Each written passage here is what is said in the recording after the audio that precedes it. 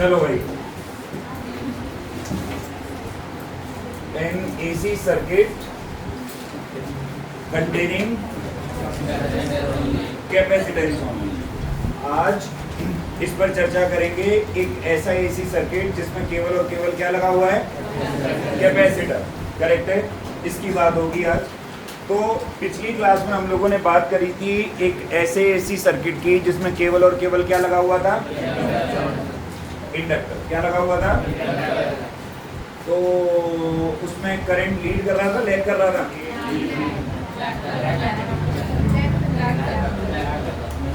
सवाल सुन लो, current lead या lag? मैंने एक वर्ड भी बताया था याद करने को, आईपीएल। और आईपीएल का मतलब क्या था? इंडक्टर में पोटेंशियल लैग करता है, लीड करता है। ठीक है, चलो अब तो आज चर्चा होगी एन एसी सर्किट कंटेनिंग अच्छा ये तो तीनों मिला दिए साथ में, कैपेसिटेंस। वो सब जो हमने पिछली क्लास में इंडक्टर के लिए किया था वो अब हम कैपेसिटर के लिए भी वन बाय वन करेंगे। देखो ध्यान से, सबसे पहले क्या करें, एक ये कैपेसिटर ले लिया और इसको एसी से जोड़ दिया। जिस एसी से इसको हम लोगों ने जोड़ा, हम ये कह रहे हैं कि उसकी जो ईएमएफ की इक्वेशन है वो है E naught sine omega T. E naught sine omega. तो अगर ईएमएफ की इक्वेशन ये है तो इस ईएमएफ की इक्वेशन से हम इसमें किसकी इक्वेशन पता लगाएंगे? पहले तो करंट कि अगर ईएमएफ इतना जा रहा है तो इसमें करंट कितना जाएगा। सबसे पहली बात, इसको हम मान लें इक्वेशन नंबर 1।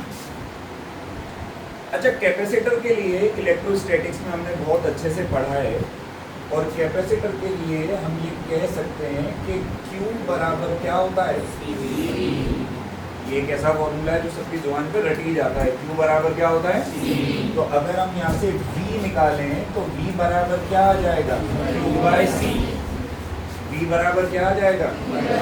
अच्छा, ये फॉर्मूला तो बेटा डीसी में लगता था जिसमें V को हम लोग क्या ले लेते थे? वोल्टेज। ठीक है, अब हम एसी पढ़ रहे हैं। एसी में हम V की जगह क्या लेंगे? E। V की जगह क्या लेंगे? तो इसी को हम किसके बराबर कर दें? E के, यानी कि Q/C बराबर क्या हो जाएगा? E। और E को क्या लिखा जा सकता है? तो ये बन जाएगा CE not sine omega T. क्या यहाँ तक की बात समझ में आई कि जो चार्ज इस C को हम इधर ले गए, अरे यार हाँ ना बोलो, और E की ये वाली वैल्यू उठा के इधर रख दी तो Q का फॉर्मूला क्या बन गया? CE not sine omega T. ये आ गया जी चार्ज की इक्वेशन। किसकी इक्वेशन? अब सुनो, एस आई बराबर dQ/, अब तुम्हें समझ में आई मैंने चार्ज की इक्वेशन क्यों बनाई? क्योंकि देखो मेरा मकसद क्या है, मेरा मकसद है इसमें करंट की इक्वेशन का पता लगाना। और मैं जान रहा हूं कि करंट का जो फॉर्मूला है वो क्या होता है? dQ/dt। इसलिए मैंने सबसे पहले किसकी इक्वेशन पता लगाई है? चार्ज की। अब अगर मैं इस Q की वैल्यू को इसमें सब्स्टिट्यूट कर दूं और सॉल्व कर दूं तो क्या मेरे पास I की इक्वेशन आ जाएगी? हाँ ना बोलो, किसकी इक्वेशन आ जाएगी? चलो आओ सॉल्व करें। तो I बराबर में d/dt और Q की जगह CE not sine omega T. जो चीज कांस्टेंट है वो बाहर निकल जाएगी, C और E नॉट कहाँ आ जाएगा? बाहर। तो I बराबर CE नॉट d/dt ऑफ, अच्छा साइन ओमेगा टी का डिफरेंशिएशन माइनस कॉस नहीं प्लस कॉस। ठीक है, साइन का डिफरेंशिएशन कॉस ओमेगा टी और ओमेगा टी का डिफरेंशिएशन ओमेगा, तो मल्टीप्लाई बाय, रेहाना बोलो मल्टीप्लाई बाय, तो आई का फॉर्मूला क्या आया, ई नॉट इंटू में omega C cos omega T, E not omega C cos omega T, बोल सही है। अच्छा एक बात बता, इसको अगर मैं ऐसे लिख दूं E naught upon 1 upon omega C cos omega t, तुझे कोई आफत है? आफत है क्या? क्योंकि ये ओमेगा सी वापस मल्टीप्लाई होके कहां चला जाएगा, ऊपर, और इक्वेशन तो वही बनी रहेगी। अब इस इक्वेशन को देख, वापस तेरे समझने के लिए फिर से यहां लिख देते हैं, आई बराबर E naught upon 1 upon omega C cos omega t, सही है भाई। करंट की इक्वेशन में कॉस थीटा आ गया, ठीक है। ये करंट मैक्सिमम कब हो सकता है, जब कॉस थीटा क्या हो जाए, मैक्सिमम, और कॉस थीटा की मैक्सिमम वैल्यू भी क्या होती है, 1। कॉस और साइन दोनों की मैक्सिमम वैल्यू क्या होती है, देखो साइन थीटा और कॉस थीटा की रेंज होती है -1 से +1, तो मैक्सिमम वैल्यू कितनी हुई, 1। अब देख, for current to be maximum cos omega T must be equal to, नहीं आया, cos omega T must be equal to, अगर cos ओमेगा टी 1 हो गया तो करंट क्या हो जाएगा, मैक्सिमम, करंट क्या हो जाएगा, नहीं आया, करंट क्या हो जाएगा, मैक्सिमम करंट को क्या लिख दें, आई नॉट, तो आई नॉट का फॉर्मूला बनेगा ई नॉट अपॉन 1 अपॉन ओमेगा, इसको तो मान ले भाई इक्वेशन नंबर 2, क्या मान ले इसको, इक्वेशन नंबर 2, और इस 2 की वैल्यू को उठा के वापस किस में पुट कर दें, 1 में, सॉरी 1 नहीं है ये, इस वाली इक्वेशन में E naught upon 1 upon omega C की जगह क्या लिख सकता हूं, आई नॉट, क्या लिख सकता हूं, तो आई बराबर I not cos omega T, मैं यहाँ पे साइन बना देता हूं, ये इसको इसमें रख के आया है, कहीं भूल जाओ बाद में, इसको मान लो इक्वेशन नंबर 3, सही है। अब ध्यान लगा के सोच, इक्वेशन नंबर 1 को देख और इक्वेशन नंबर 3 को देख, और इन दोनों के एंगल देख, तुझे क्या लगता है कौन आगे कौन पीछे,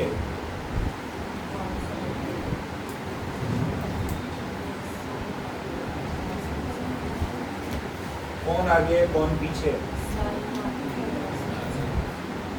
नहीं समझ, अच्छा लॉजिकली नहीं, सुनो रुको, आसान भाषा में और इजी करता है इसको, रुक जाओ, आई बराबर I naught sine omega t plus, लिख सकता हूं क्या, साइन 90 प्लस थीटा क्या होता, कॉस थीटा, क्या होता, कॉस थीटा।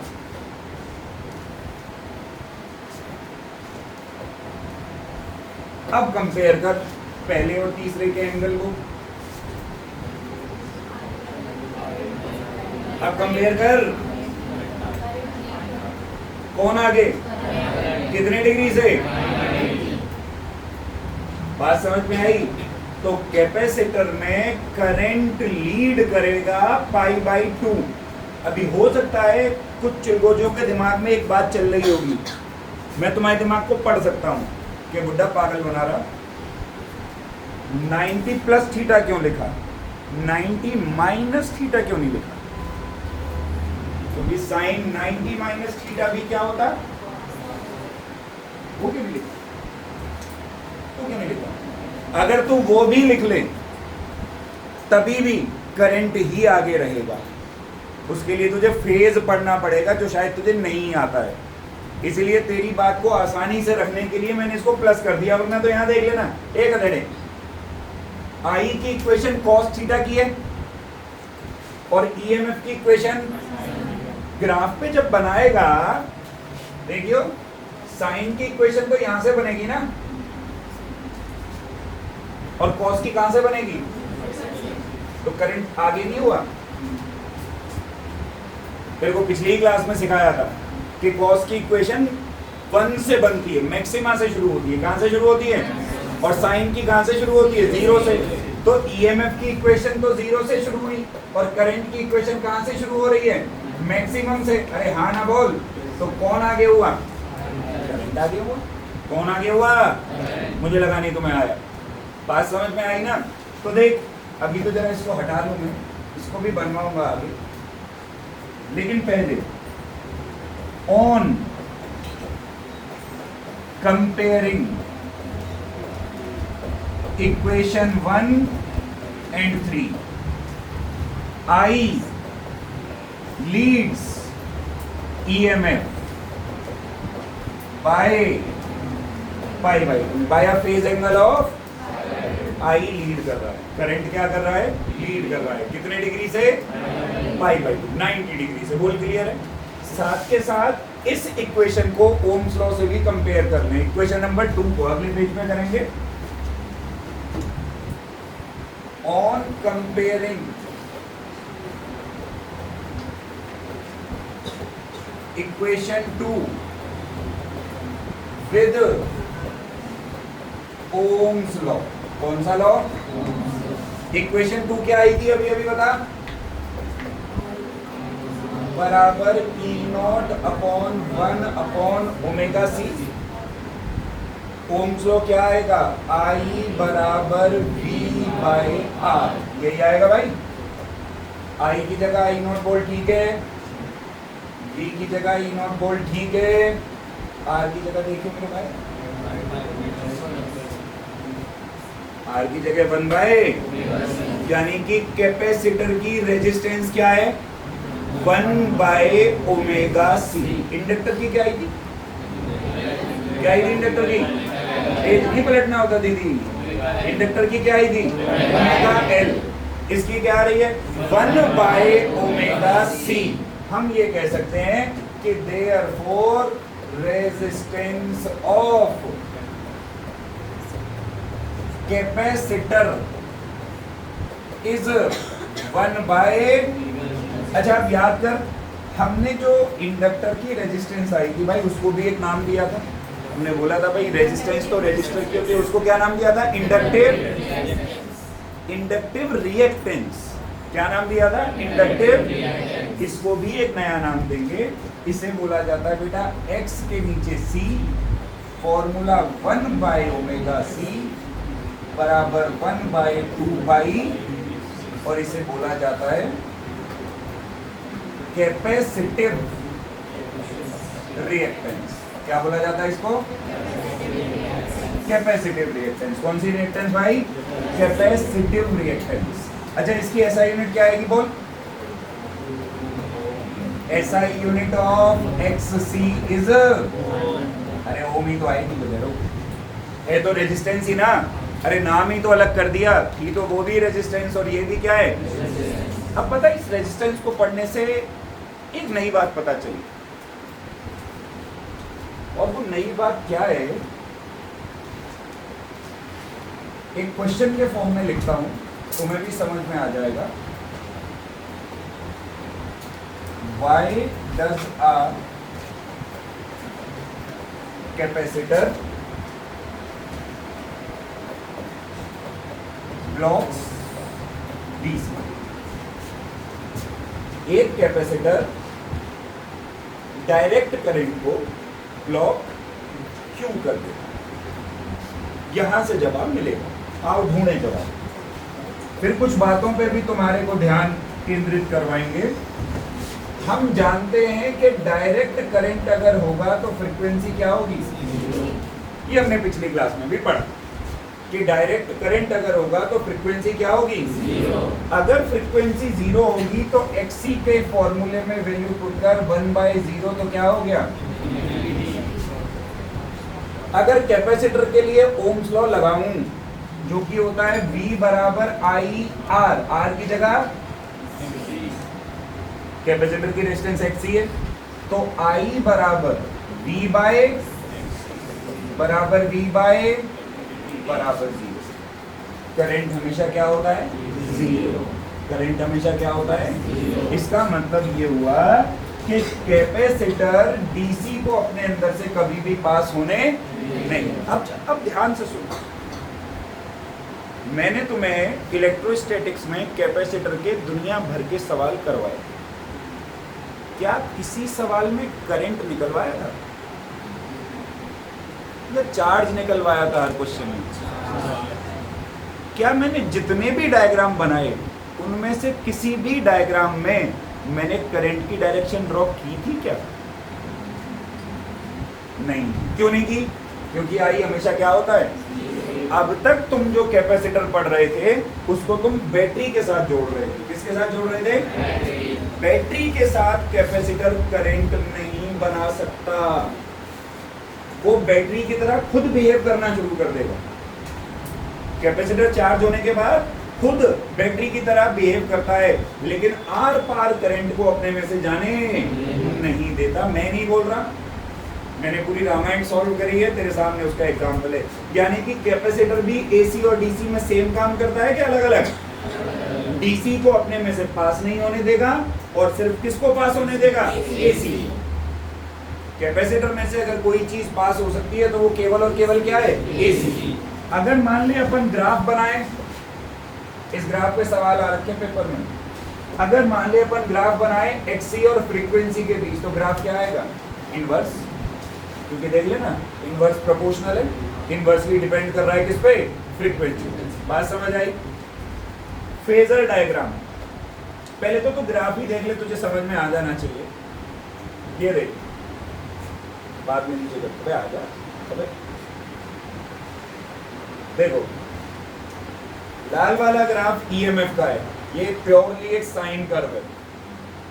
हरा वाला ग्राफ करंट का है, प्योरली किसकी कर्व है? कॉस की। देख ले, हो गया ना, आई आगे हो गया और ईएमएफ क्या हो गया? पीछे। कितने डिग्री से?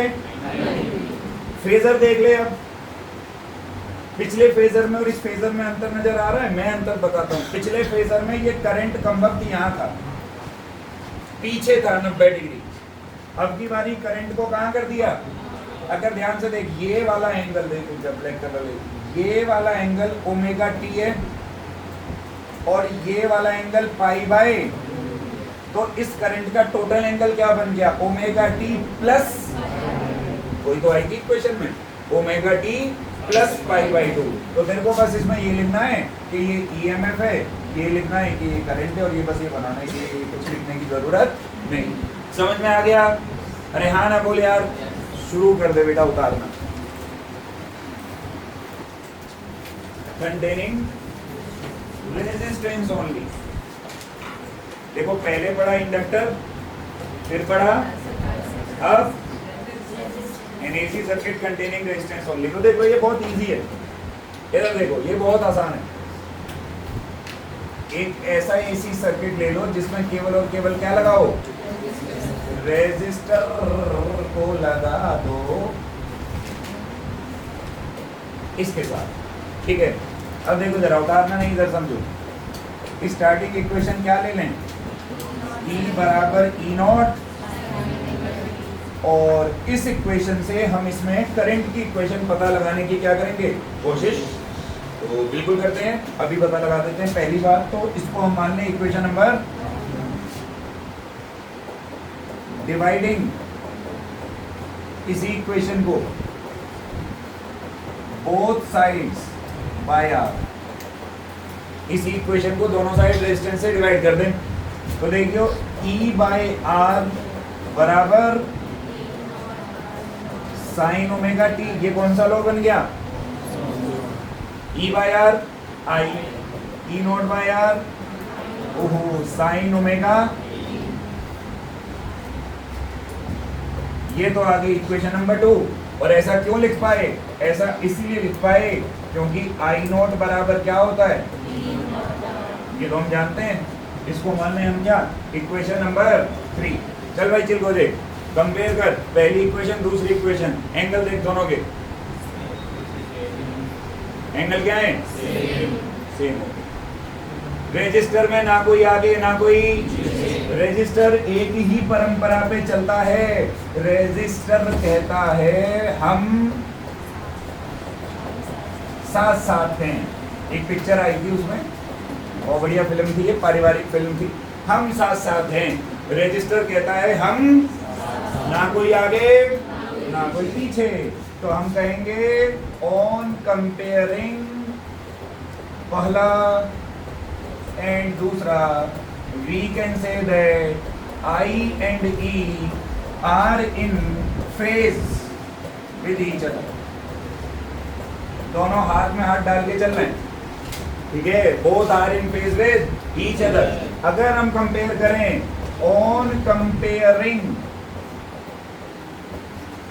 Equation 3 with Ohm's law, equation 3 I not बराबर E not by Ohm's law, I बराबर V बाय I की जगह I नॉट, V की जगह E नॉट, R की जगह सेम काम करता है। मतलब रेजिस्टेंस AC और DC में सेम काम करता है। AC और DC में R पे कोई फर्क नहीं पड़ता है। फेजर इधर बना लो तो देखो, फेजर में देखो, ए मेरा भाई इधर देखो, ये देख, इसी हाथ पे तो वोल्टेज है, और तू ध्यान से देख, इसी हाथ पे क्या है? करंट। दोनों एक ही साथ हैं, और ये वाला एंगल क्या बना दिया? Omega E। ये V, सॉरी ये नहीं होगी V, ये V और ये I। और ग्राफ देखियो चिलको जे, दोनों कहां से शुरू हो रहे हैं? दोनों साथ साथ हैं। हाँ, एक बात याद रखिए, करंट थोड़ा सा कम है, देख पीक वैल्यू V की ज्यादा है I की रेजिस्टेंस की वजह से। करंट हमेशा वोल्टेज से क्या होता है? देखो तेरा कोई भरोसा नहीं, तू एकदम भावनाओं में भेजा है, बोले मैं बनाऊंगा ग्राफ। सर ने बोला था एक साथ शुरू करना, बस ये याद रखना है, ये आई EMF छोटी कर दिया, आई बड़ा कर दिया, और फिर एग्जामिनर ने दबा के काट दिया एकदम से, और फिर आके मेरे से लड़े, गलत पड़ा था मास्टर। ऐसे नहीं करना, आई हमेशा पीछे क्या होगा? बात पल्ले पड़ गई। रजिस्टर बहुत सिंपल है, याद रखना, हम साथ साथ है, ये लाइन याद रखो, बस फटाक से उतार डालो। बनाएंगे हम, और टेबल क्लियर करने को कुछ था ही नहीं, टेबल बना के ना जरा सा रिकैप करेंगे, सुनो ध्यान से।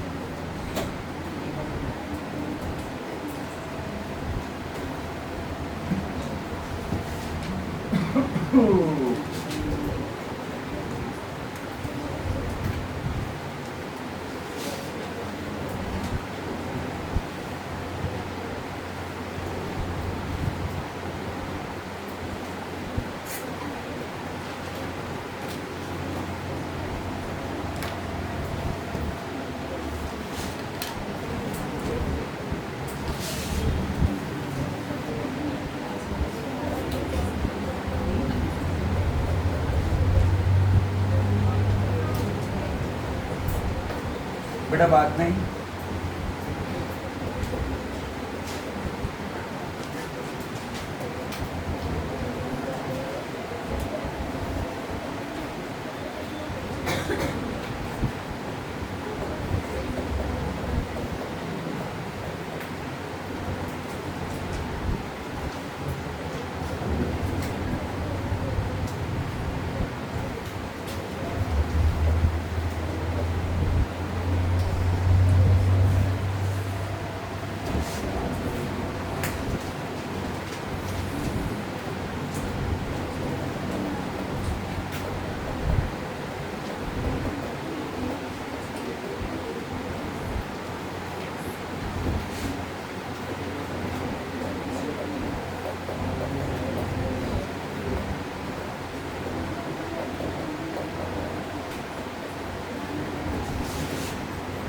देखो इधर देखो, एक साथ उतार लेना, जितना भी पढ़ा है उसको समराइज करे दे रहा हूँ इसमें। ये टेबल अच्छे से याद कर लेना, मतलब तुम्हें पता होना चाहिए इसमें क्या है। इंडक्टर की रेजिस्टेंस होती है XL, फॉर्मूला या 2 पाई XL का नाम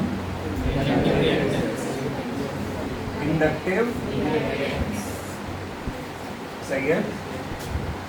कैपेसिटर की रेजिस्टेंस होती है Xc, फॉर्मूला 1/2 पाई, ठीक है। इसका नाम कैपेसिटिव रिएक्टेंस, इसका नाम कैपेसिटिव। रेजिस्टर की रेजिस्टेंस कोई फर्क नहीं। लीड्स लेग्स, इंडक्टर में शब्द याद रखेंगे IL, हम लिख सकते हैं I legs E by pi, current leg कर रहा है π/2 से। कैपेसिटर में I लीड्स E बाय, ठीक है। इसमें हम लिखेंगे हम साथ साथ हैं का मतलब सेम फेज, दोनों किसमें होते हैं same phase. Behaviour in AC/DC, inductor short circuits DC, ये DC को क्या कर देता है, ये ब्लॉक कर देता है किसको, resistor. Same behaviour in AC/DC, same behaviour है, इसके बिहेवियर में कोई परिवर्तन नहीं आता। वेरिएशन ऑफ रेजिस्टेंस, इंडक्टर है ना पहला, XL का फ्रीक्वेंसी के साथ ग्राफ स्ट्रेट लाइन, XC का फ्रीक्वेंसी के साथ ग्राफ इनवर्स, रेजिस्टेंस का फ्रीक्वेंसी के साथ ग्राफ कांस्टेंट, कोई फर्क नहीं, कोई फर्क नहीं। बात समझ में आई? बच्चे टेबल बना लो, ये पिछली और आज की क्लास में जो पढ़ाया उसका सार